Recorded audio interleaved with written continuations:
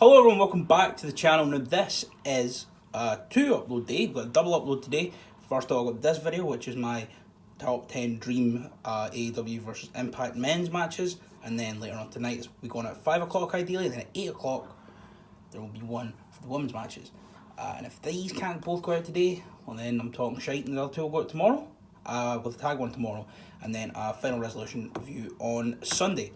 Obviously, I don't need to tell you that Impact and AEW have started a working relationship, and it seems to be,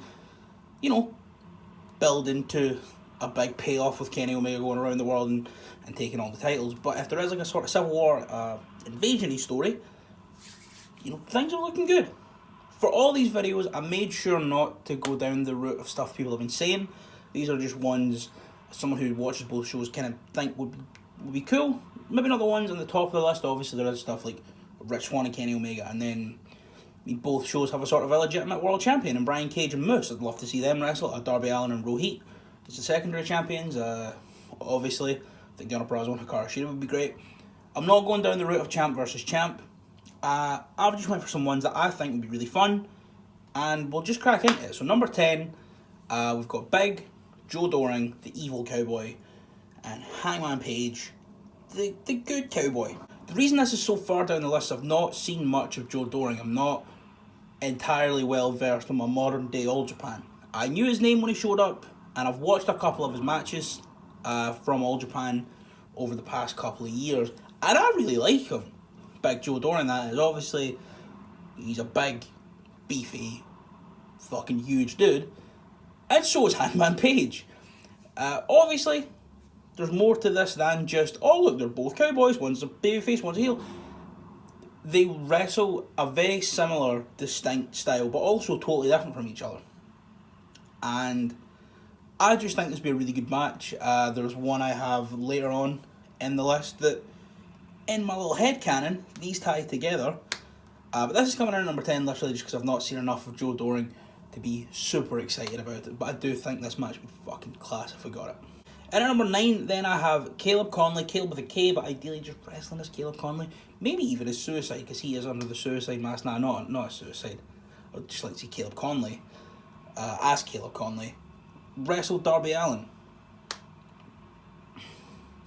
Now, like I said, Caleb Conley is wrestling under the Suicide mask right now, but for me, the character of Suicide is a little bit weird, because obviously, when Jonathan Gresham was Suicide, it was nothing like when Frankie Kazarian and Christopher Downs were Suicide, and now Caleb Conley is also totally distinct, but he does not have the total creative freedom to wrestle a Caleb Conley match.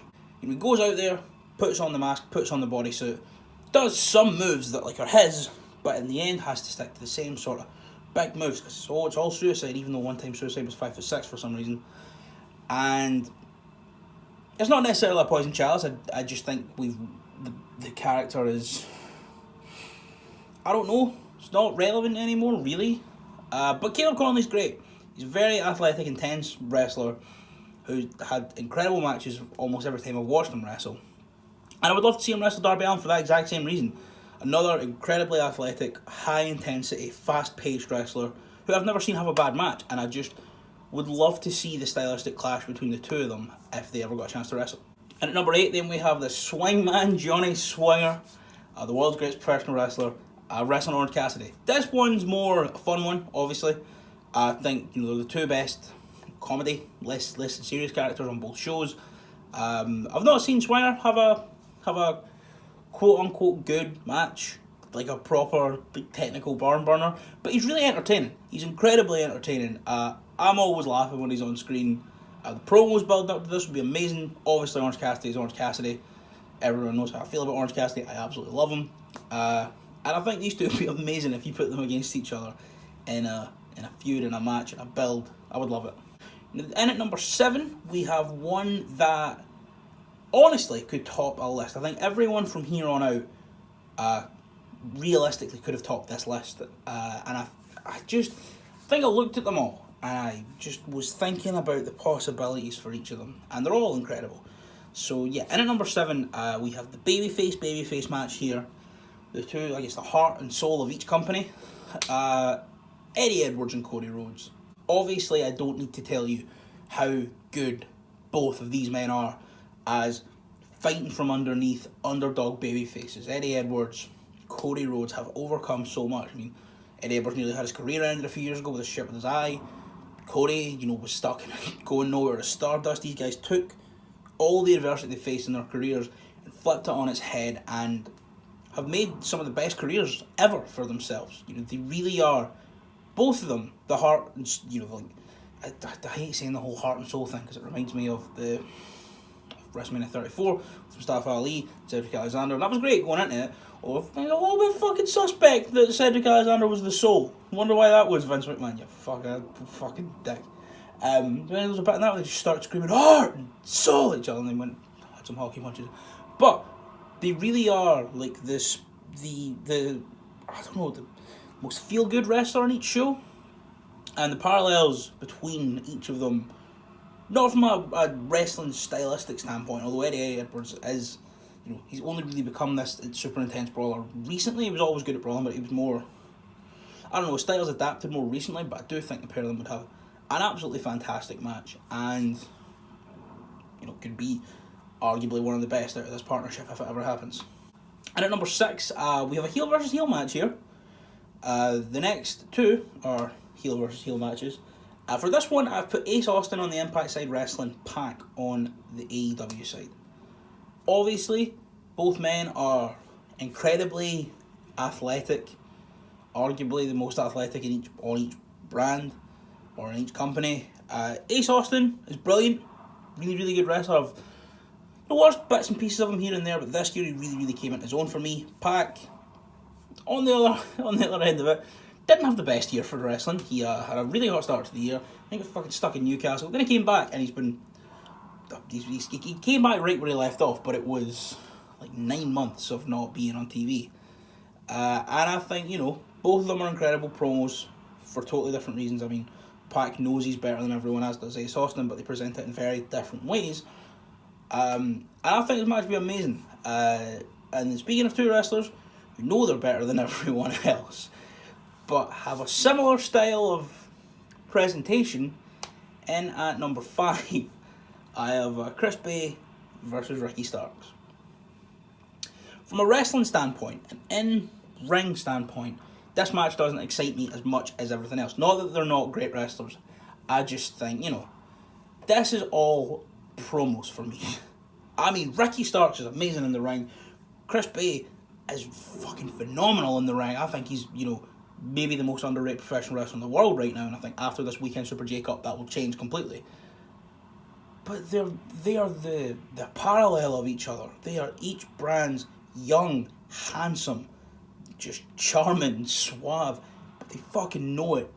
Dick, easy, so easy to hate until they start wrestling. This guy's amazing. And they finish it and winking the camera or something. You're like, you're shaking your fist. And I would love to see this match. Ricky Starks has really been an absolute revelation this year. Personally, I watched some of his stuff. I was like, yeah, he's good. He's a good wrestler. Yeah. And then he joined Team Taz, and he's dressing like all 3 members of Destiny's Child. And Chris Bay is someone that I'd only discovered this year. But I am 100% on board with Chris Bay at all times.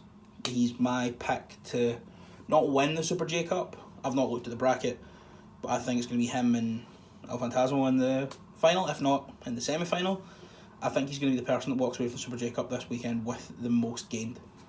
Number 4, back to babyface and heel, big nasty man versus the everyman, I guess. I have Brian Myers versus Scorpio Sky. Now, Brian Myers has been incredible. He's totally revived his career in Impact Wrestling with the most professional wrestler gimmick. And Scorpio Sky is just one of those guys that he's so easy to get behind. And Myers, on the other hand, is so easy to root against. Myers is doing this thing, his whole gimmick right now is, I was in WWE for years. I won at WrestleMania. What have you done? I'm better than you. I am the world's best wrestler. That means I don't need to wrestle you, because why should I? I have nothing to prove against you. And he's just such an arrogant dick on Impact TV every week. And on the other side of that, Scorpio Sky is one of the biggest feel-good stories of AEW's history. The first person to pin Chris Jericho, the whole run through the tag team tournament was fantastic. He won a match without shoes and started the match in a pair of gazelles and a pair of skinny jeans. Obviously, this match would be very good stylistic levels. Scorpio's got a very high octane athletic, super high flying wrestler, and Myers is, whilst also very athletic, it's more explosive, grounded, striking, brawling, grappling, and I would just love to see this be given time on like a pay-per-view or something. We've now hit the podium, and at number 3, I have a match that I've seen a lot of people on Twitter making the comparison for one reason, and I'm not making it for that reason, right? So the match is Willie Mack versus Powerhouse Hobbs. Now, I've seen people on Twitter being like, oh, imagine the story. Both of them grew up in inner city, rough areas in California. These both super, uber athletic black guys, and they have to overcome so much, but one's a big smiling babyface and the other's a big evil bad guy. I don't want to see that match because they're both black and have overcome a lot of adversity and are from inner city California, and there's these weird parallels in their life. I want to see this match because they're fucking huge freak athletes. It's got nothing to do with the colour of their skin. It's got nothing to do with their upbringing. If Willie Mack was a white man with all the athletic prowess and moves of Willie Mack, that's who I'd want to see wrestle Powerhouse Hobbs. And the same goes if it was a white guy or an Asian guy or whatever with the same size and charisma and moveset as Powerhouse Hobbs, I'd want to see him wrestle Willie Mack. Obviously, they're both big dudes with a lot of athleticism, freakishly athletic, especially Willie Mack. Both of them, I just think, would match up so well against each other, and just beat the shit out of each other. It's given me in my mind, like, looking at them two and the potential for watching them two wrestlers, like when I found out who Keith Lee was and I found out he wrestled Jeff Cobb a bunch. That's what I have in my mind. It might not be as good as that. They wrestle a lot, they got to know each other's styles very, very well, but in my mind, I am thinking of looking at that the same way I looked at when I found out that Keith Lee had indeed wrestled Jeff Cobb, and I would love to see them go at it. I remember all the way back at the start when I said, or that's the wrong way, but this way for left is that way, yeah, fucking no use to this. Remember all the way back at the start when I said about the Joe Doering Adam Page match that I have a little bit of headcanon on how you could set this up. Well, we're in at that, and in at number 2, Eric Young versus Mr. Brody Lee. Obviously, right now on AEW TV, the Dark Order are trying to recruit Hangman Page. And on IMPACT TV, Eric Young and Joe Doering are killing everyone. If Joe Doering has a match with another big cowboy and Hangman Page, regardless of who wins after the match, Doering and Eric Young jump him. Start putting the boots to him. And then Mr. Brody comes out to protect the asset, even though he's not officially joined the Dark Order. He's like, if you do join, we want to keep you safe, we want to keep you healthy, we want to keep you making money for yourself and for us. And then he comes out and we just have two of the most intense villains in the world of professional wrestling. Eric Young and Brody Lee have, ideally, a hardcore match. Size-wise going into this, obviously it would look like Brody Lee is the clear favourite, but Eric Young, you just can never count Eric Young out. Eric Young is one of the best pro wrestlers, arguably, of all time. And I don't think going into this match you'd be like, oh, look at Brody Lee going against this much smaller man in a hardcore match when he has the strength of a fucking bull. You look at it and you go, it's a hardcore match. This is Eric Young's domain. I just personally would love to see this match, mainly because I'm big fans of both men, and there is a story. There is a story that we can play. We can have going into this. So fingers crossed if there is, when we get the big invasion or whatever we're going to call it. This is a match we get. And number 1 in at the top spot is one for personal reasons. It's not a match I think would be the best, technically the best, but it's one that when I thought about it and I thought about what could happen in this match, I couldn't live with myself if I put it anywhere else. It is Ken Shamrock and John Silver. Think about it, Ken Shamrock is the maddest individual of all time. He's just like your dad's mad mate that your mum doesn't let him see anymore because every time he goes out with him he takes it too far. And John Silver's just the single most entertaining pro wrestler in the world right now. Also though, Silver, despite the fact I think he's like 5'6" or 5'7", and Ken Shamrock's this huge man, Silver's one of like the strongest wrestlers in the world. I've seen him deadlift German suplex Dunkzilla of Aussie Open. You know, obviously this match would be fun, like to think about it, and the promos would be fun, and obviously John Silver would have a lot of fun. But when it would get to the actual match, this match would be fantastic because Silver can, you know, switch it on and jump into sixth gear like out of nowhere. But also, I want to see Ken Shamrock get Pizza Boy.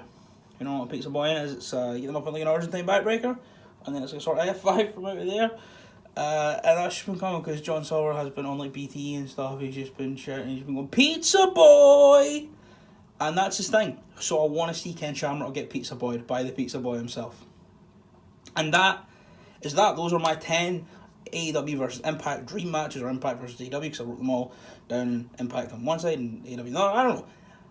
Well, let me know what you think. Are there any matches you think I missed out? Any matches you would like to see? Like I say, I wasn't going for the more obvious ones, the champ versus champ, the people who have like had previous rivalries in the past I'm aware of.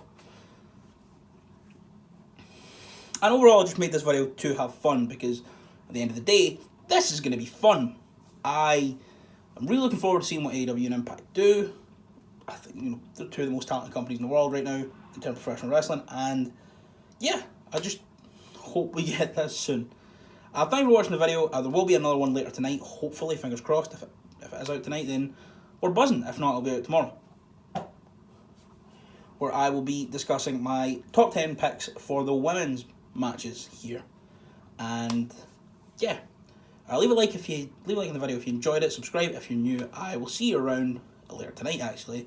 And thanks for watching.